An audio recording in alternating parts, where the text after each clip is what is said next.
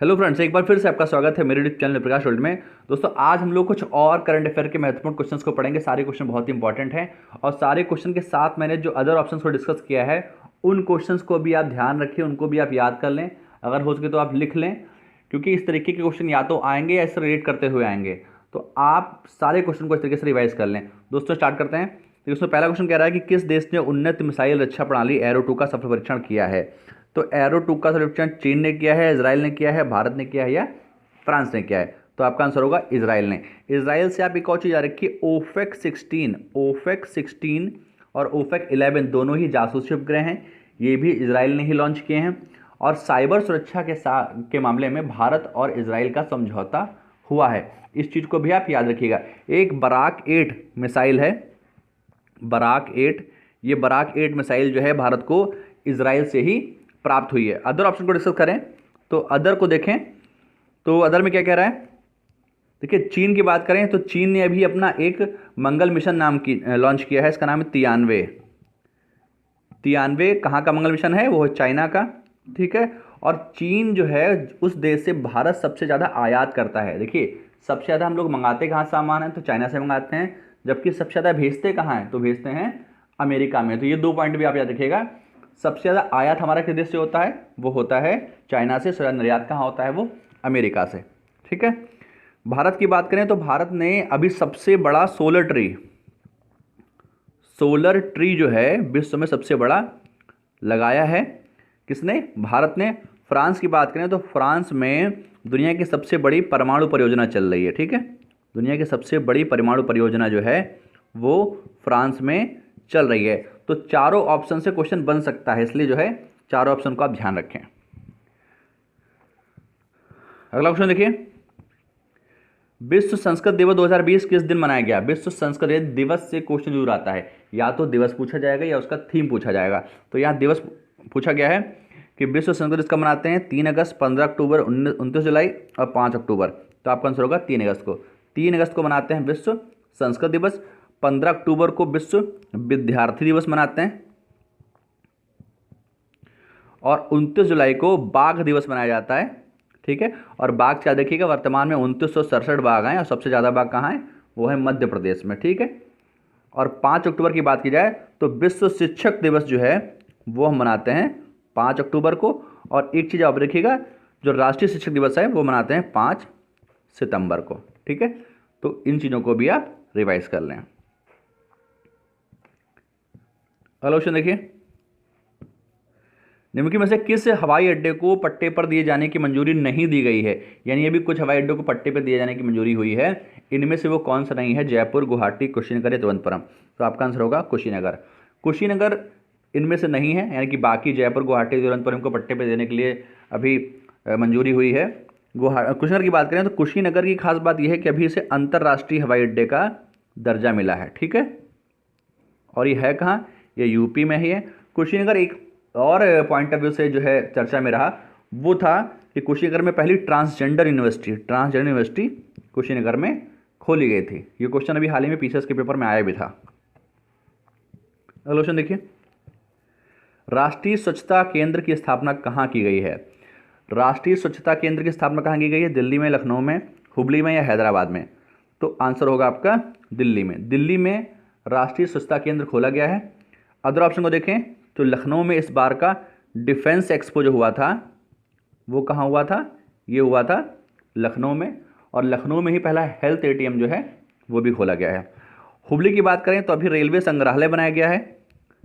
Rail संग्रहालय कहाँ बनाया गया है? ये बनाया गया है हुबली में। हैदराबाद की जाए तो हैदराबाद भारत का सबसे स्मार्ट शहर है, यानी कि अभी स्मार्ट सिटी इंडेक्स में जो सबसे स्मार्ट शहर भारत में फर्स्ट रैंक पे है वो है हैदराबाद। तो आप इसको भी देख लें। सारे ही शहर से कोई ना कोई क्वेश्चन बन रहा है। अगला क्वेश्चन देखिए, विश्व पर्यावरण मंत्रियों की 6वीं बैठक 2020 में किस देश में अध्यक्षता में हुई? देखिए, विश्व पर्यावरण नहीं है, यहाँ पे विश्व को आप ब्रिक्स कर लीजिए। ब्रिक्स के जो पर्यावरण मंत्री हैं उनकी बैठक जो है वो कहाँ हुई थी? वो हुई थी रूस में, ठीक है। ब्रिक्स की फुल फॉर्म क्या है? ब्राजील, रशिया, इंडिया, चाइना और साउथ अफ्रीका, ठीक है। इसकी बैठक कहाँ हुई थी? वो हुई थी रूस में। और एक चीज़ आप देखिएगा, अभी जो वन रिपोर्ट है उस मामले में विश्व में सर्वाधिक वन है कहाँ है? वो हैं रशिया में। सर्वाधिक वन कहाँ है? वो रूस में ही है। और S-400 मिसाइल जो हमको मिली है वो रशिया से ही मिली है।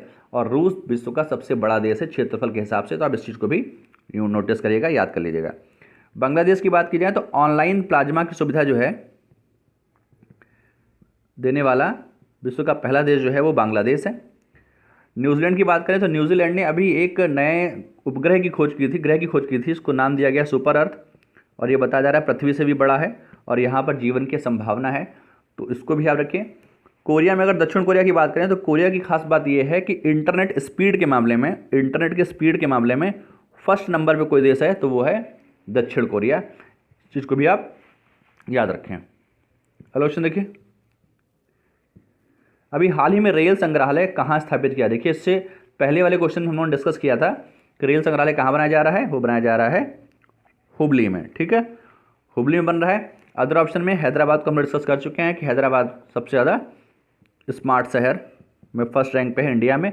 अगर वर्ल्ड में इसकी बात करें तो दुनिया का सबसे स्मार्ट शहर में फर्स्ट नंबर पे जो है वो सिंगापुर सिटी है। ठीक है, इसको भी आप याद रखें। देखिए इंदौर की बात की जाए तो अभी जो भारत की स्वच्छता रिपोर्ट आई थी इसके तहत सबसे स्वच्छ शहर कौन है? वो है इंदौर। और सबसे स्वच्छ राजधानी कौन सी है?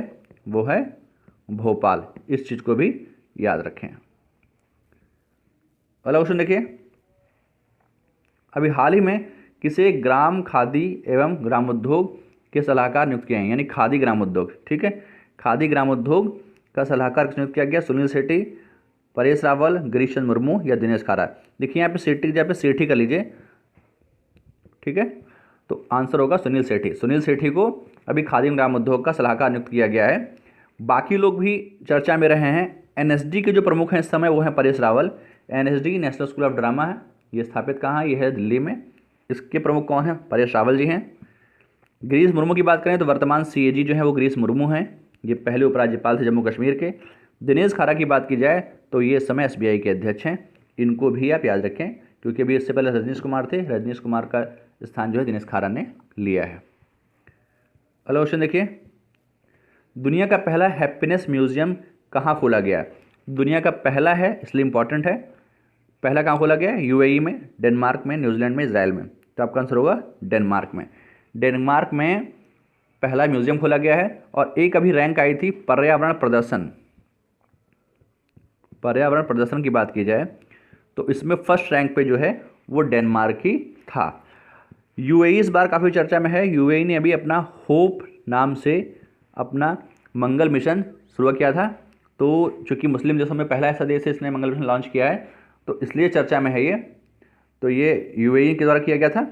और डेनमार्क डिस्कस हो चुका है। न्यूजीलैंड की बात की जाए तो न्यूजीलैंड में ही अभी बताया था सुपर अर्थ नाम से एक उपग्रह खोज किया गया है जो पृथ्वी से बड़ा यहाँ जीवन की संभावना है। और इजराइल से भी हमने बताया था कि इसमें एक चीज़ आप फिर से याद कर लीजिए कि इजराइल से ही साइबर सुरक्षा के मामले में भारत और इजराइल का समझौता हुआ है। अगला क्वेश्चन देखिए, वर्ष 2019-20 के लिए धान सामान्य वाला का न्यूनतम समर्थन मूल्य कितना निर्धारित किया गया है? देखिए धान एक सामान्य होता है और एक ग्रेड A होता है। तो ग्रेड A और सामान्य धान में सामान्य धान पूछा गया है तो उसका होगा न्यूनतम मूल्य 1868 जो है वो सामान्य वाले का है। ठीक है, अगर हम ग्रेड A की बात करते हैं तो इसका 1888 रुपये है। यानी कि अगर ग्रेड A का धान पूछा जाता है उसका MSP कितना है? देखिए ऐसे क्वेश्चन जरूर याद रखिए क्योंकि इस समय किसान आंदोलन चल रहा है और MSP पे सारी लड़ाई हो रही है, तो MSP से रिलेटेड चीज़ें पूछी जा सकती हैं और पिछले क्वेश्चन में पूछी भी गई हैं एग्जाम में। तो 1868 आपका आंसर होगा। ग्रेड A की पूछी जाती है तो 1888 होता। और 2150 की बात की जाए तो 2150 आपका क्या है? ये आपके बाजरे का MSP है। ठीक है, न्यूनतम समर्थन मूल्य जो है वो बाजरे का है। और 1850 की बात की जाए तो 1850 आपका मक्के का है। ठीक है, तो मक्का का MSP कितना है? 1850। बाजरे का कितना है? 2150। और धान का कितना है? 1868। तो दोस्तों सारे क्वेश्चन बहुत इंपॉर्टेंट है और सारे क्वेश्चन को बहुत अच्छे तरीके से मैंने डिस्कस किया है। अगर आप मेरे चैनल पर नए हैं तो प्लीज़ चैनल को सब्सक्राइब कर दीजिए, वीडियो को लाइक कर दीजिए। और दोस्तों जो एग्ज़ाम आपका आने वाला है, जिन लोगों का फर्स्ट फेज़ में है वो लोग तो बहुत ज़्यादा ही स्पीड से लग जाएँ क्योंकि टाइम बचा नहीं है, क्योंकि बच्चे बहुत ज़्यादा हैं, कॉम्पिटिशन बहुत ज़्यादा है, इसलिए आप पूरी तरीके से बहुत अच्छा